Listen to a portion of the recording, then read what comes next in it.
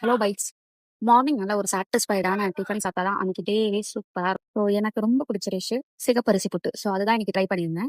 So சிகப்பரிசிக்கு அரிசியை 2 மணி நேரம் நல்லா ஊற வச்சு எடுத்து லைட்டாக ட்ரை பண்ணிட்டு அதை மிக்ஸி ஜாரில் போட்டு பவுடர் மாதிரி அரைச்சி எடுத்துக்கலாம்.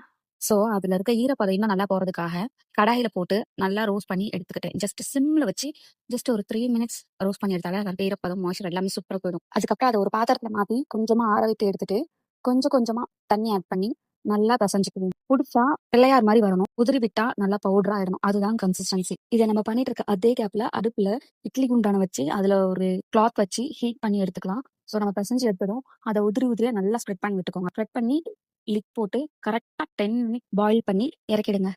சூடு ஆறினதும் அதை மிக்ஸி ஜார்ல மாத்திட்டு ஒரு சிட்டிகை உப்பு, 1/2 ஸ்பூன் கீ ஆட் பண்ணி ஒரு பல்ஸ் மோட்ல 2 வாட்டி போட்டு எடுத்துட்டீங்கன்னா நல்லா உதிரி உதிரியா ஹோட்டல்ல வர மாதிரி புட்டு ஆயிடும். என்கிட்ட வீட்டுல கொடா புட்டு இல்ல. சோ அதனால நான் இட்லி குண்டாலம் பண்றதுனால தான் இந்த மெத்தட்ல பண்ணிருக்கேன். அது ஒரு பாத்திரத்துல ட்ரான்ஸ்ஃபர் பண்ணிட்டு சக்கரை நல்லா தூவிக்கோங்க. நாட்டு சக்கரை இன்னும் சூப்பரா இருக்கும். எனக்கு தேங்காய் செட் ஆகாது. சோ அதனால நான் தேங்காய் சேர்த்துக்கல. உங்களுக்கு தேங்காய் பிடிக்கும்னா நல்லா துருவி எடுத்து அப்படியே மேல சாரல் மாதிரி தூவிட்டு அதுக்கப்புறமா சக்கரை ஆட் பண்ணீங்கன்னா தேங்காயில இருக்கிற ஈரப்பதமும் சர்க்கரையும் சேர்ந்து நல்லா ஒரு மெல்டிங் கன்சிஸ்டன்சிக்கு வந்து புட்டு சாடும்போது அப்படியே வலிக்கிட்டு உள்ள போகும். அரைக்கும் போது ஏலக்காய் பொடியும் சேர்த்து அரைச்சுக்கும். ஓகே, நாளைக்கு சமைப்போம். டாடா.